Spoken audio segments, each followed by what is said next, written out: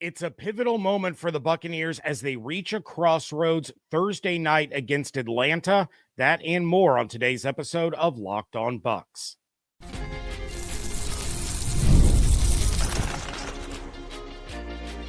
You are Locked On Buccaneers, your daily Tampa Bay Buccaneers podcast. Part of the Locked On Podcast Network, your team every day.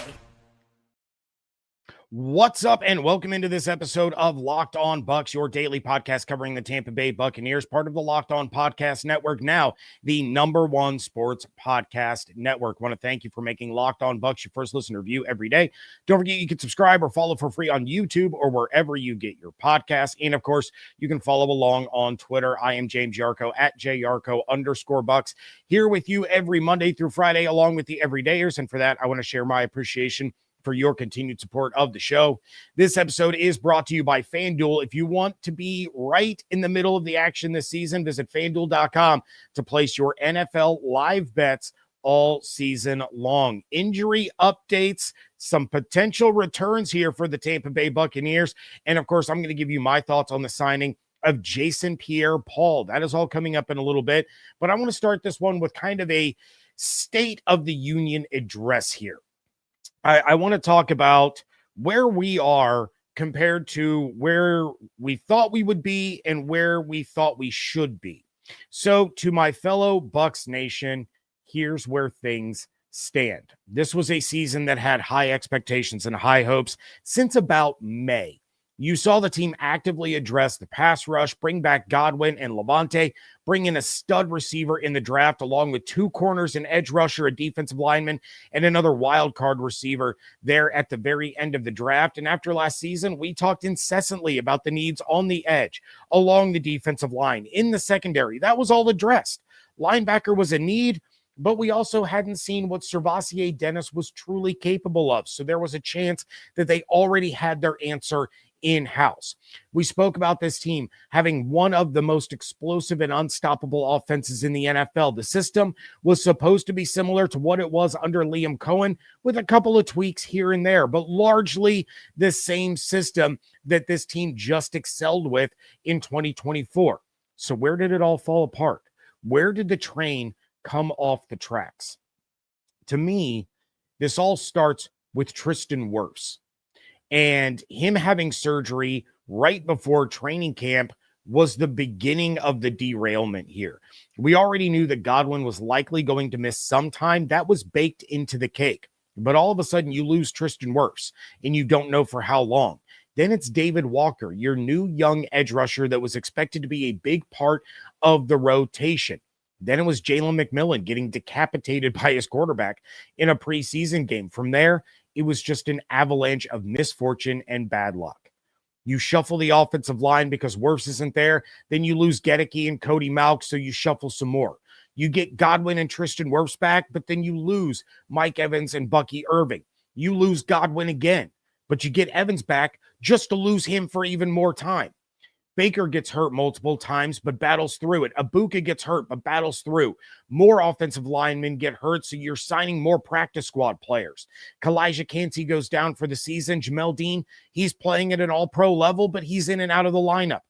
Benjamin Morrison, your young new outside corner, he's in and out of the lineup. Your big signing, Hassan Reddick, he goes down, comes back, goes down again. Yet through much of this, the Bucs are still winning. They're still scratching, clawing, fighting for wins until they weren't. Until they started to resemble that team that invented losing, which is something I'm sure you'll hear more than a couple of times on that Amazon show that drops on Thursday. But that's what they reverted back to.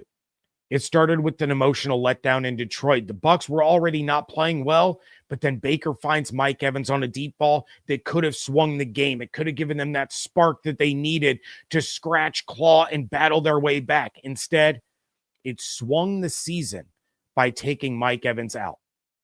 That emotional loss, that leader of the team going out like that was devastating. And I know the Bucs won the next week against the Saints, but that was because of the defense.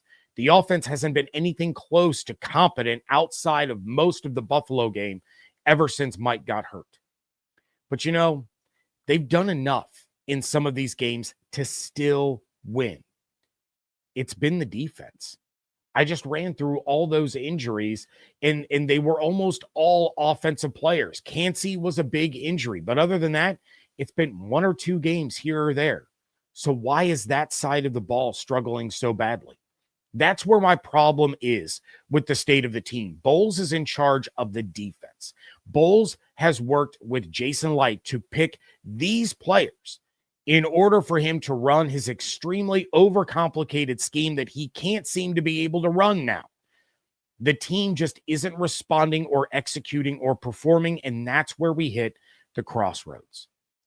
This team is loaded with talent. That's not hyperbole. We've seen the talent that they have executing at an extremely high level. So we know that it's there. We know they're capable of it and that it's possible.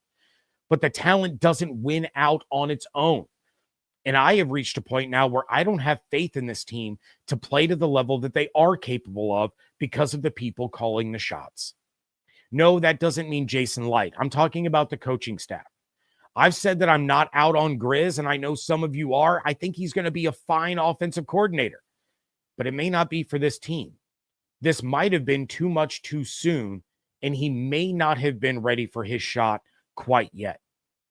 But I don't know how you can have any confidence at all that Bowles is going to have this team properly prepared and ready to execute a game plan against the Falcons when we haven't seen that from them in months.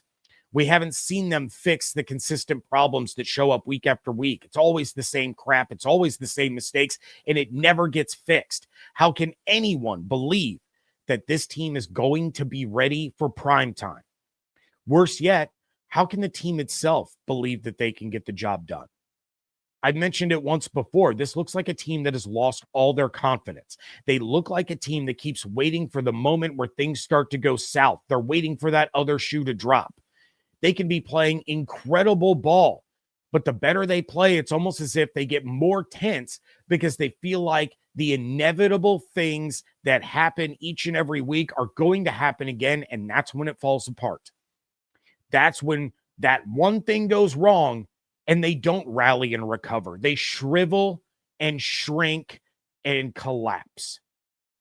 They've lost their killer instinct, and I don't know how to fix that other than sweeping changes. Once your team falls apart mentally, the same voices are not going to help them get it back. Those guys love Todd. They would run through a wall for him. They haven't given up on him. But that doesn't mean that he's the voice or the leader that they need anymore. Once that all happens, once all those pieces get piled up on top of one another, it reaches a point of no return. That point is Thursday. This is the Bucs' last chance to bounce back and salvage this season, to start to click once again and to start to build towards January. This is also the moment where the season could officially go down in flames. You lose at home to the Falcons in a must-win situation with your playoff hopes on the line, there's no coming back from that. You won't lose to the Saints and the Falcons at home in back-to-back weeks and then rattle off 3 straight against the Panthers and Dolphins with 2 of those games on the road. It won't happen.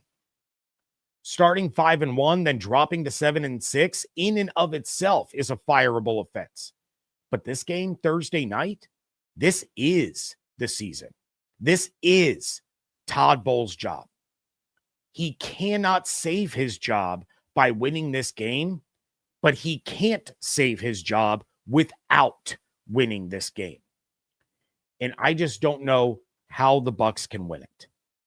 Not with how they're playing right now, not with how they played the last 2 months, not with that defeated look that we see in so many of their faces. A lot of you criticized me by telling me injuries are not an excuse. I told you to give me explain to me the difference between an excuse and a reason.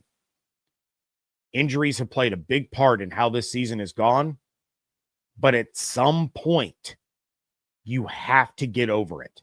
Every team deals with injuries. Every team faces this kind of adversity.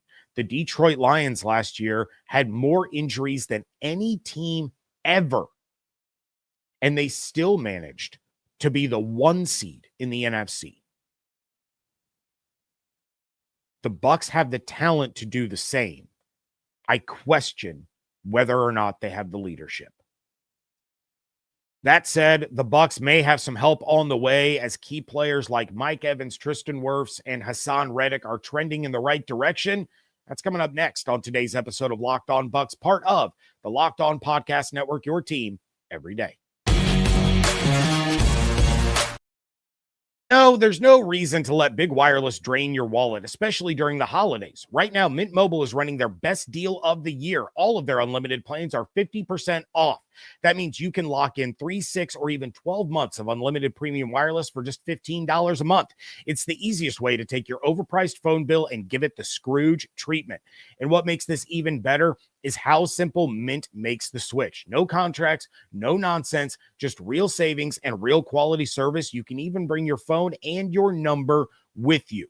Turn your expensive wireless present into a huge wireless savings future by switching to Mint. Shop Mint Unlimited plans at mintmobile.com/lockedonnfl. That's mintmobile.com/lockedonnfl. Limited time offer, upfront payment of $45 for 3 months, $90 for 6 months, or $180 for 12 months plan required, equivalent to $15 a month. Taxes and fees, initial plan term only. More than 35 gigabytes may slow when network is busy. Capable device required. Availability, speed, and coverage varies. See mintmobile.com. Thank you again for making Locked On Bucs your first listen review of the day, and thank you for making Locked On the #1 sports podcast network. If you're a true diehard Buccaneers fan, the Everyday All Access tier is built for you. You'll get one-on-one text access with me, all access episodes, an exclusive newsletter, and 15% discount to the Locked On merch store. Head to lockedonbucs.supercast.com to join the Everydayer Club and unlock all access. You can also find the link in the show notes. All right, some interesting injury issues for both teams heading into Thursday night. For the Bucs, Todd Bowles said that both Mike Evans and Jalen McMillan are in play for this game. Now, I said 2 weeks ago that I thought Evans would play in this game, but McMillan would probably, not be ready. I still stand by that. I still think it's too soon for J-Mac to return. And honestly, at this point, I'd let him just sit out the rest of the season if the Bucs don't beat the Falcons. It's not worth him going out there for 3 games when we all know what is going to happen over the course of those 3 games if they can't even beat the Falcons at home on Thursday night.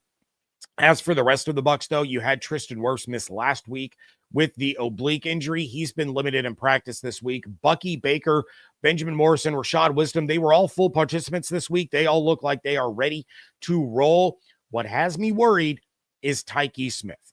Tyke has been the best player on the defense, arguably the best player on the team this season. He has missed both practices so far this week with a neck and shoulder injury. If he misses this game, that's going to be absolutely brutal for this defense. Now, you do have Christian Izien, who was out on Monday. He was limited on Tuesday. And you have Rashad Wisdom that could be activated off of injured reserve, but neither one of those guys is Tyke Smith, and they won't be able to do what he can do.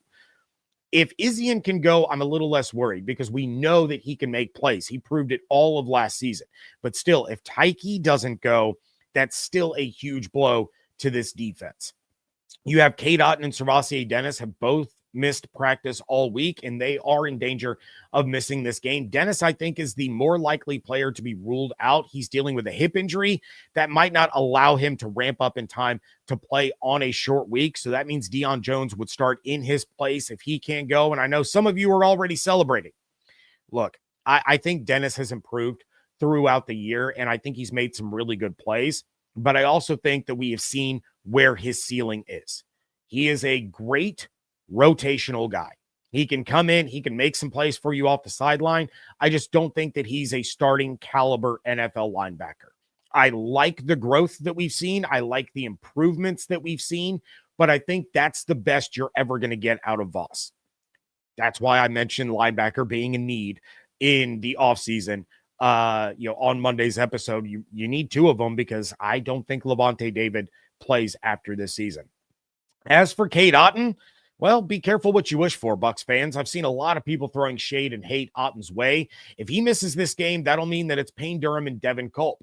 I still think Otton is the best tight end among them, but I don't think any of them are actually special. They're all just guys. None of them elevate the offense. None of them create unique opportunities for you. They're just guys that play tight end. None of them are Tyler Warren. None of them are prime Travis Kelce. None of them are, Trey McBride. They may not even be Kyle Pitts. They're interchangeable with one another with no discernible difference between them other than Otten being the better blocker of the three. So now you're just adding more protection issues. As for the Atlanta Falcons, it looks like Drake London is going to miss this game. That is not official as of this recording, but it is trending in that direction. He has not participated in practice this week as he continues to deal with a knee injury, and that has kept him sidelined over the last couple of weeks. First and foremost, thanks a lot, Drake, for missing a game against the Bucs defense as my fantasy playoffs start. Really super appreciate that. But on a more serious note, I don't think Drake London missing this game is going to matter that much. I really, truly don't. And that's not me throwing shade at Drake London by any means. Obviously, I think he's a great receiver. He's the second best offensive player that the Falcons have. But I don't think it matters in this matchup. That's the point that I'm making. We've seen Darnell Mooney cook this secondary. We have seen Kyle Pitts have career games against this defense. We've even seen Kaderil Hodge have big plays against this defense. Oh, by the way, they still have Bijan Robinson and Tyler Algier. Missing London in this game is not going to be the reason the Falcons lose. If they lose, it won't be because of Drake London. Kirk Cousins dominates against Todd Bowles. I looked into it. And Kirk Cousins is 2-2 since 2019 when facing Todd Bowles. You're thinking, okay, James, he's split the difference. He's 50-50 in wins. Yeah, well, Cousins has completed nearly 73% of his pass attempts for over 1,350 yards. That's in a per game average of over 300 yards with 11 touchdowns and just 2 interceptions. So that means he's averaging over 300 yards, almost 3 touchdowns per game when facing Todd Bowles since Bowles joined the Bucs in 2019. That is by far the most touchdowns that he has thrown for, as well as the most yards that he has thrown for against any single defensive coordinator over that span. It doesn't matter if London is on the field or not. Cousins finds a way to pick apart Bowles' defense and score points. Now, to be fair, he's also been sacked against a Todd Bowles defense more than against any other defensive coordinator, but that hasn't seemed to matter much. He still finds a way to get the job done. So if I'm Kirk Cousins and the Atlanta Falcons, I'm walking into this game really confident that I'm going to find a way to score points and get the job done. If I'm the Bucs, I'm walking in thinking, how do we stop the bleeding and save our season against a guy that we've never really been able to stop? This pressure that the Bucs are under is compounding by the day. And the more the pressure builds, the bigger the explosion is going to be. I wish I could say that it was an offensive explosion, but I think in this case, it's going to be the kind that comes from ownership to make a move and blow the whole thing up. Because if Kirk Cousins is doing Kirk Cousins things against a Todd Bowles defense, it's on the offense to keep pace and to keep putting up points. And even with Mike Evans coming back, even if Tristan Wirfs plays, I don't know that this offense can have that kind of explosion. And with that being the only real concern on the Falcons injury report being Drake London, while they do have some guys on injured reserve, they're coming into this game much more healthy than the Buccaneers, and they're looking to finish the job that the Saints started. The Falcons are every bit as sick and tired as the Saints of the Bucs winning the division every year. They want to put an end to it. They want to show that this year is different. Next year is going to be different too. And your reign at the top is over with only one Super Bowl to show for it. Let's talk about JPP and what he's going to bring to this Buccaneers team. That is coming up next on today's episode of Locked On Bucs. NFL Sundays move fast. One big play and suddenly everything feels different. That's what makes live betting with FanDuel so exciting. You're not just watching the game, you're reacting to it in real time. With FanDuel, you can place bets as the action unfolds. Every drive, every momentum swing, every highlight moment. Live betting is best when the game starts to shift, a receiver gets hot, a defense tightens up, or the momentum flips after a turnover. There's live spreads and money lines adjusted instantly, and player props begin to heat up. Player props as guys begin to heat up or cool down. So if you want to be right in the middle of the action this season, visit FanDuel.com to place your NFL live bets all season long. FanDuel, the game moves fast, and so can you. Wrapping things up here on today's episode of Locked On Bucs, and I mentioned it a little on the show yesterday with Evan. We talked about it a little on the squad show, but I want to give my thoughts on the signing of Jason Pierre-Paul. Now, all access members got an immediate unfiltered reaction to the signing, and while I can't do that every time there's breaking news in terms of how quickly that one went out to the all access members, there is that kind of content for all the all access subscribers, just to throw that out there. But Jason Pierre-Paul is back after being out of football for 2 years and being very unproductive over his last 2 seasons that he did play. He made himself available to the media on Tuesday. He had a few things to say, and when asked about his return, JPP said, quote, "I was just grinding. Obviously, I've been wanting to play football since the beginning of the year. When the opportunity comes, you're there. So that's basically what happened. There was an opportunity given, and I made the best of it," end quote. Now, a lot of people are wondering, what does this do for the team? What does JPP do for this roster and this defense? Well, he was asked that and said, quote, "It's all about family, man. When I step in, it's more for like family. There are some guys I don't even know. It's all new faces, but some of them, but I'm going to get to know them slowly but surely. We have 4 games left, but I'll make the best of it. Getting to know each and every one on the team and try to connect with them some way, somehow, whether it's eating with them or talking about life goals or something. I'm going to be able to connect with the guys on the team. For the guys I don't know, they already know me. Or I'm sorry, for the guys I do know, they already know me. So I'm just going for the faces I don't recognize. It's going to be awesome, man." End quote. Okay. Thanks for that, JPP. But that doesn't answer the question. That sounds like what you're bringing to the team is being a social butterfly and talking to players that you haven't met before. Here's what I think he brings to the team. He does bring a lot of knowledge. He brings the ability to help with the mentoring and development of some of these younger guys. We saw it in the offseason when Yaya Diaby was working with Simeon Rice. Well, he got better this season. So obviously, talking to Simeon, picking his brain, learning some of these things that a Hall of Fame caliber player did, helped him out. So maybe it can be the same with JPP. Then you have him getting to work with Braswell, maybe helping him a little bit there. But the other thing that JPP brings is his experience on and off the field and how that's going to play out in the film room. By off the field, I mean the stuff that they do as a team that has nothing to do with practices or games. He's going to be able to show these guys some of the tendencies and nuances that he has picked up by being one of the best edge rushers in the game for over a decade. He's going to be able to help them break down how to beat certain guys or how to put some of these linemen in bad positions to take advantage of them and be able to get to the quarterback.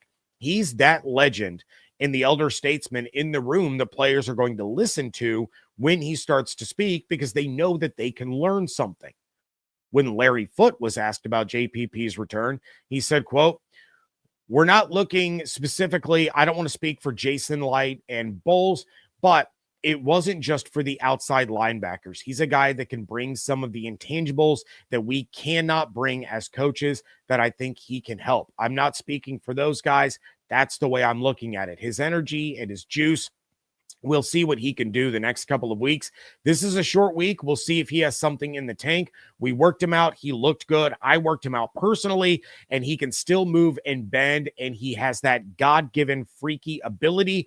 We'll see what he can do next week," end quote. Okay, so kind of the same sentiment. Now, Larry Foote is a little more optimistic in his physical abilities than I am, but he's talking about the leadership and the intangibles that he can bring as somebody with an incredible knowledge of the game to some of these players that can relay them in a way that the coaches can't.